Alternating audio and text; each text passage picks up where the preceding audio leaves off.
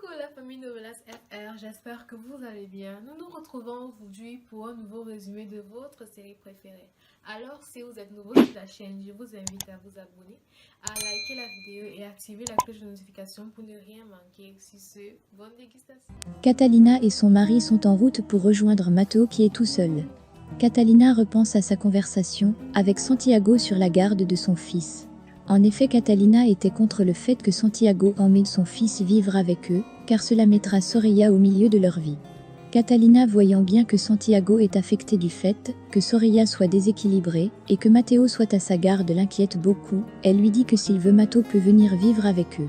Santiago est ravi que Catalina soit aussi compréhensible, mais il lui dit que c'est mieux qu'il reste avec sa mère, ça lui permet aussi d'avoir un œil sur Soraya, et de plus il ne pense pas que Soraya fasse du mal à son propre fils.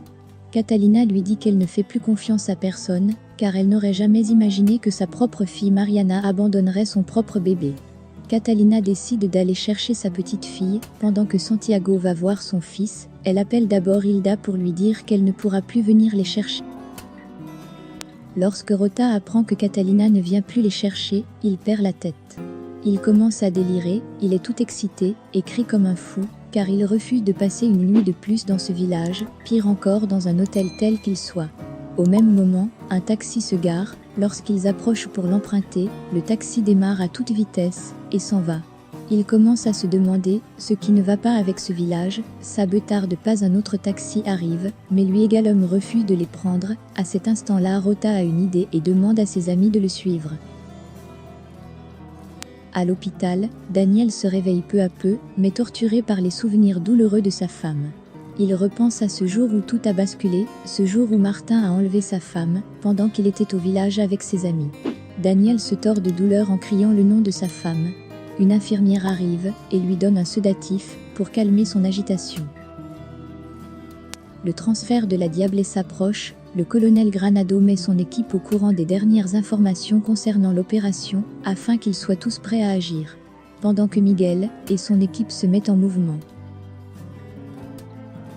Diana et Villa passent un bon moment quand Titi vient les interrompre. Titi annonce à Villa l'extradition de la Diablesse. Il lui dit qu'elle va être extradée aux États-Unis, et si elle s'en va, elle va tout dévoiler.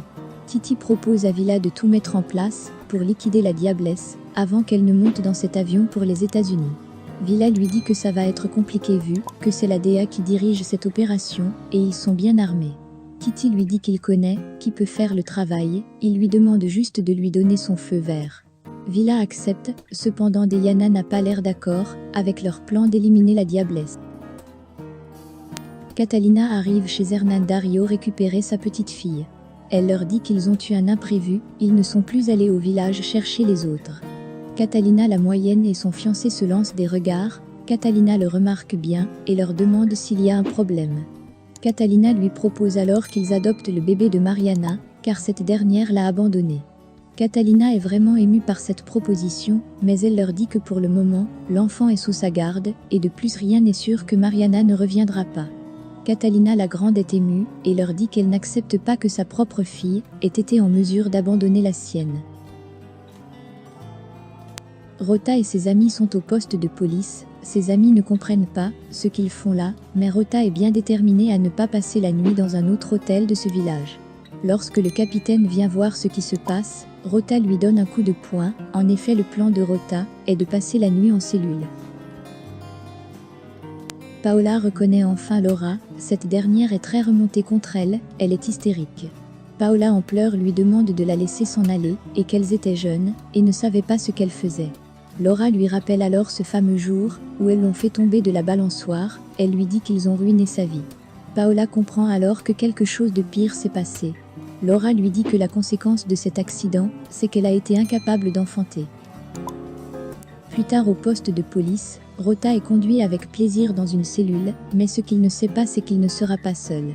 Une fois à l'intérieur, il se rend compte de son erreur et demande à s'en aller, mais trop tard. Rota se retrouve dans cette cellule, avec cet homme qui lui demande s'ils ont enfin trouvé Laura. Il est terrifié, car il ne sait pas comment il sait qu'il recherche Laura. L'homme lui dit que tout le monde le sait. Il ajoute que Laura est partout en même temps et que peut-être, elle est même en lui. Rota est terrifiée.